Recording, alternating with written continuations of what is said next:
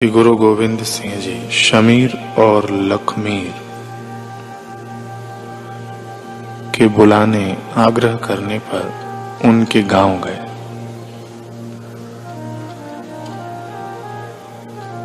यहाँ शमीर और लखमीर ने गुरु जी की खूब सेवा करनी शुरू कर दी, पर शायद अभी शिष्यों के वायदे का इम्तिहान होना बाकी था। अभी गुरु सेवा में 2 ही दिन बीते थे कि उनके पास सरहिंद के सूबेदार यानी नवाब वजीर खां की चिट्ठी पहुंची।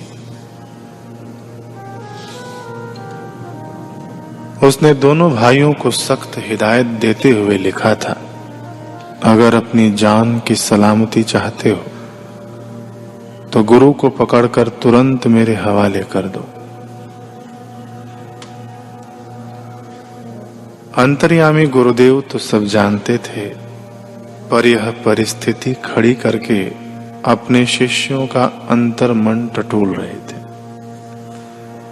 देखना चाह रहे थे क्या ये सिर्फ सेवा की बातें करना जानते हैं या फिर सेवा मार्ग पर दृढ़ होकर चलना भी जानते हैं।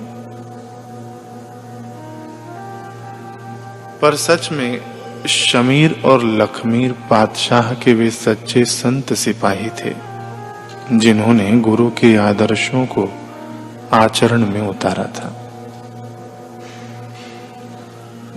गुरु ज्ञान को लेकर रख नहीं लिया था, बल्कि अध्यात्म द्वारा अभ्यास द्वारा स्वयं को उसके साचे में ढाला था।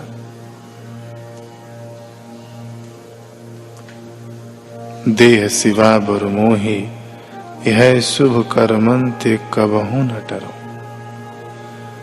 इन वीर भावों से धड़कने वाले हृदयों को भला कौन सी गीदड़ भक्की सेवा के पद से डिगा सकती थी।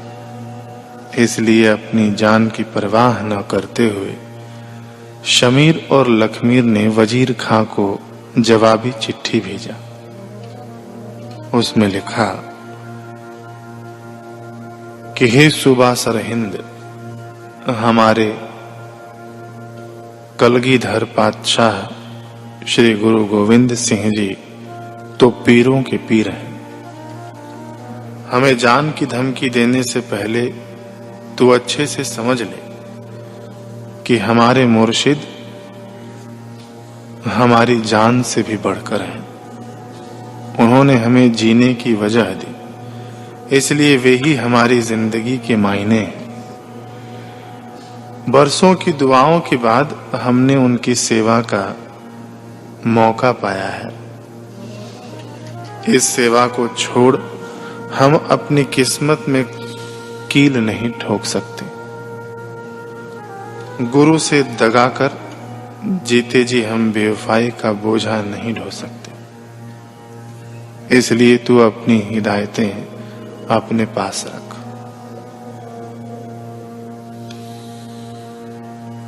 ये चिट्ठी में लिखकर भेज दिया। शिष्यों की ऐसी दृढ़ता देखकर गुरुदेव के नयन गर्व से चमक उठे थे। उनके द्वारा लगाया पौधा सुगंधित फूलों से युक्त विशाल छायादार वृक्ष जो बन चुका था। अब समय आने ही वाला था जब इस वृक्ष पर गुरु कृपा के रसदार फल लगने थे, पर उससे पहले अभी फूलों का झड़ना शेष था। इसलिए गुरुदेव नित्य निरंतर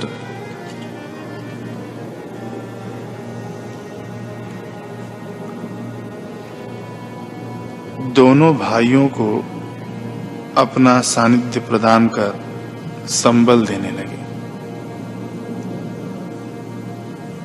वे दोनों भी प्राणपन से सद्गुरु के सेवा कार्य में रत रहते। लखमीर तो कभी कभार सेवा छोड़कर गुरुदेव के दर्शन कर जाता, पर शमीर सदा ही गुरु सेवा में तत्पर खड़ा रहता। हर रोज आसपास के गांव से संगत गुरुदेव के दर्शन करने के लिए आती।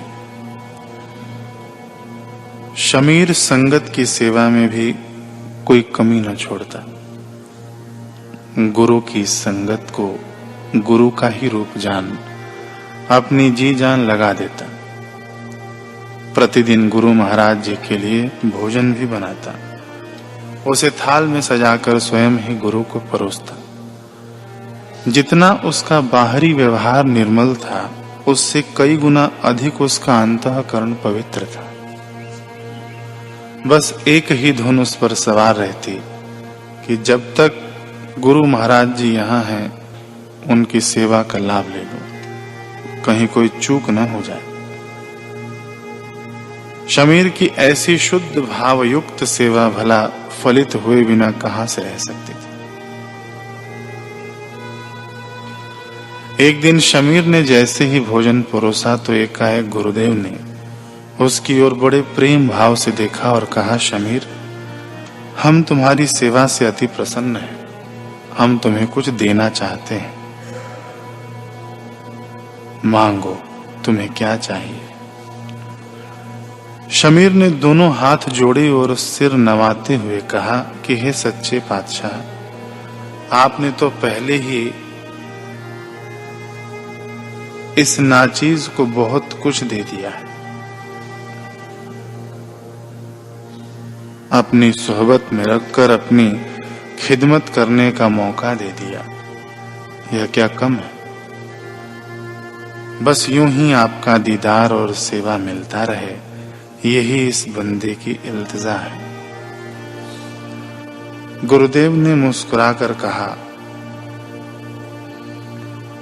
नहीं शमीर, यह तो तुम्हें हम पहले ही दे चुके हैं, इसके अलावा कुछ और हमसे मांग लो, इसे तुम हमारी आज्ञा ही समझो। एकाएक शमीर के मन में विचार आया।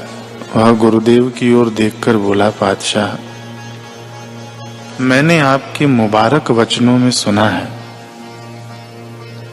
कि बंदगी का यह रास्ता बड़ा लंबा और मुश्किल है। मंजिल पाने में कई जन्मों का फासला तय करना पड़ता है।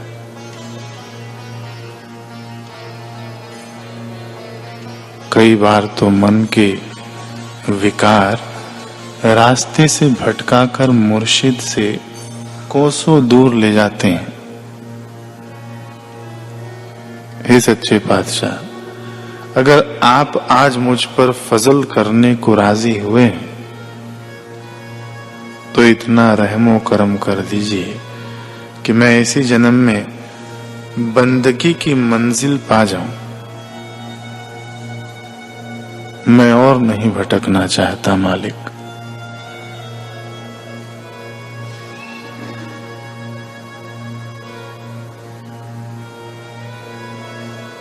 मेरी इसी जन्म में 84 काट दीजिए।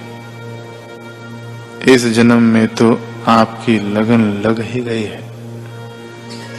पता नहीं कहीं अगले जन्म में मैं संसार में ही अटक गया तो। इसलिए रहम कीजिए पातशाह, मैं इसी जन्म में आपको पा जाऊं, इसी जन्म में पूर्ण रूप से आपका हो जाऊं।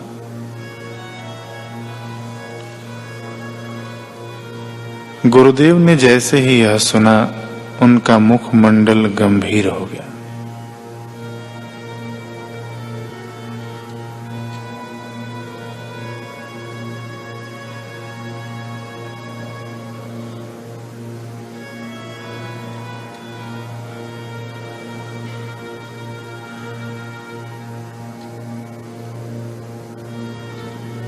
वे दूर शून्य में टकटकी लगाकर देखने लगे, मानो शमीर का लेखा जोखा उलट पलट कर देख रहे हों। उस दिन गुरुदेव ने शमीर को कुछ न कहा, कुछ भी नहीं।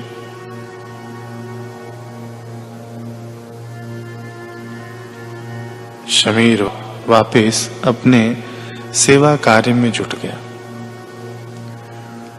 2 दिनों के बाद जब शमीर गुरु चरणों में हाजिर हुआ तो गुरुदेव ने पुनः कहा, शमीर, हम तुमसे बहुत प्रसन्न हैं। मांगो कोई वर मांगो। शमीर ने दोनों हाथ जोड़कर वही दोहराया, पातशाह इतना ही रहम कीजिए, बस इसी जन्म में सब निपटा दीजिए, मैं इसी जन्म में आपको पा जाऊं।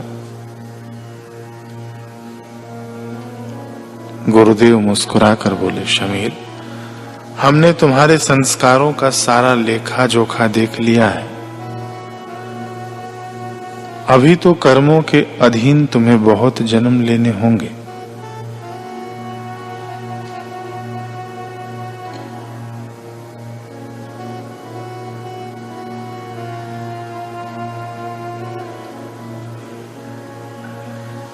इसलिए यह वर छोड़कर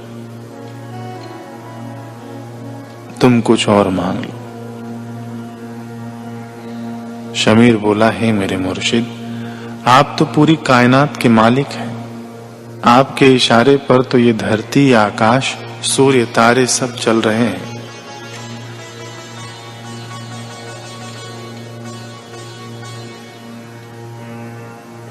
भला ऐसा कौन सा काम है जो आपके लिए नामुमकिन हो? मैं ना समझ क्या जानूं, लेखों जोखों की बातें। मुझे तो बस इतना इल्म है कि मेरा मुर्शिद कामिल है। मेरा मुर्शिद तो रब है जो सब कर सकता है। अपने भक्त के भावों पर आज गुरुदेव रिझ गए। होठों पर एक प्यारी सी मुस्कान के साथ गुरुदेव ने अपने दोनों हाथ ऊपर उठाए और ये आशीर्वचन कहे, ठीक है शमीर, जा, हम तुझे वरदान देते हैं कि इसी जन्म में तू हमें पा ले। इसी जन्म में तेरी 84 कट जाएगी। तू आवागमन के चक्कर से सदा सदा के लिए मुक्त हो जाएगा। गुरुदेव का अमोघ आशीर्वाद पाकर शमीर धन्य अति धन्य हो गया। उस रात जैसे ही वह सोया तो एक विचित्र घटना घटी। उसने स्वप्न में देखा कि वह कुत्ता बन गया है। फिर कुछ ही समय के बाद उसकी मृत्यु हो गई। फिर वह सूअर बन गया, फिर गधा, बिल्ला, सर्प, बैल, घोड़ा, मृग आदि अनेकों शरीरों को उसने एक एक करके धारण किया। हर बार वह इन योनियों में जाता और मर जाता। सबसे अंत में उसने देखा कि वह चांडाल के घर में जन्मा है। वहां उसका पालन हुआ, वह बड़ा हुआ, फिर उसकी शादी हो गई। उसकी बहुत सी संतानें हो गईं। वह अपने परिवार के साथ ऐसे ही आजीवन बिता रहा था कि एकाएक उस राज्य में अकाल पड़ गया।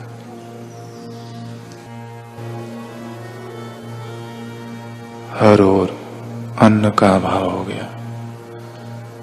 कहीं कुछ खाने को नहीं मिल रहा था। वह अपने परिवार के साथ जंगलों में भटकने लगा। एक दिन भूखे प्यासे भटकते हुए उसे दूर से पीलू का पेड़ दिखाई दिया। वह उस पेड़ पर चढ़कर पीलू के फल खाने लगा और अपने परिवार वालों को भी तोड़ तोड़कर वे फल देने लगा। अचानक फल तोड़ने के दौरान उसका पांव वृक्ष की एक कमजोर टहनी पर पड़ गया। टहनी टूट गई और वह पेड़ से नीचे गिर पड़ा। तभी एकाएक झटके से उसकी नींद खुल गई। बाहर उजाला हो चुका था। शमीर बहुत हैरानी से उठा। वह सोचने लगा कि पूरी रात मैंने क्या देखा, वह सब क्या था। उसी सोच में जैसे ही उसने कुल्ला करने के लिए अपना मुंह खोला तो एक और विचित्र घटना घटी। उसने पाया कि पीलू के जो फल वह स्वप्न में खा रहा था, उनके बीज उसके दांतों में अटके हुए थे। शमीर कुछ समझ नहीं पाया। क्या वह स्वप्न था? अगर वह सपना था तो ये बीज दांतों में कैसे? अगर वह हकीकत थी तो वह जंगल में कब पहुंचा? इन्हीं विचारों में उलझा हुआ वह भागा गुरुदेव के चरणों की ओर। गुरुदेव को सिजदा कर सारा वाक्य कह सुनाया और पूछा, पातशाह यह सब क्या था? गुरुदेव एक रहस्यमयी मुस्कान के साथ बोले, हमारा वरदान। वरदान? शमीर कुछ समझ न पाया। गुरुदेव ने कहा, हाँ शमीर, वरदान। हमने तुम्हें कहा था कि इसी जन्म में तुम्हारी 84 कट जाएगी, इसलिए कल रात में ही हमने तुम्हारे सारे जन्म काट दिए हैं। तुमने एक ही रात में वह सब भोग लिया जो तुम्हें कई शताब्दियों तक जन्म लेकर भोगना था। अब तुम कर्मों से पूर्णतः रिक्त हो चुके हो। इस जीवन का अंत होते ही तुम हमें प्राप्त हो जाओगे। इसके बाद तुम्हारा वास हमारे ही लोक में होगा। तुम आवागमन से सदा सदा के लिए आजाद हो जाओगे।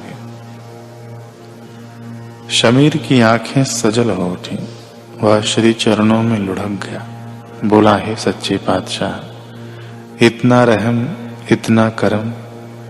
मैंने तो एक जन्म में सब निपटाने को कहा था, आपने तो एक रात में ही सब निपटारा कर दिया।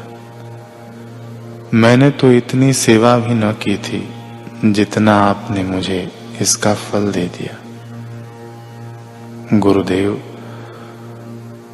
मुस्कुराकर अपने सिंहासन से उठे और घोष करते हुए बोले, तुमने हमें सब दिया शमीर, इसलिए हमने भी तुम्हें सब दे दिया।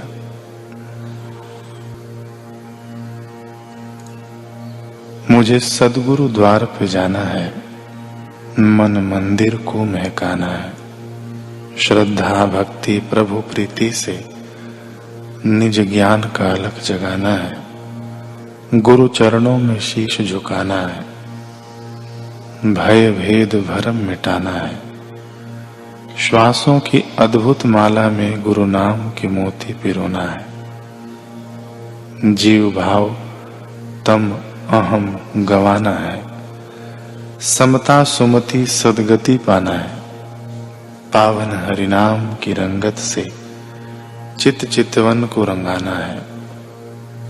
हरि नाम से नेह लगाना है। परब्रह्म तत्व को पाना है। आत्मरति तृप्ति पराशक्ति से निज शाश्वत सुख पाना है। हरि नाम राम गुण गाना है। परम शांति आत्म सुख पाना है। साक्षी निज आनंद रस से लोभ मोह विषाद मिटाना है। मुझे अपने आप में आना है। घट घट हरि दर्शन पाना है। शिवोहम नाम के गुंजन से फकीरी मस्ती में खो जाना है। गुरु चरणों में शीश झुकाना है।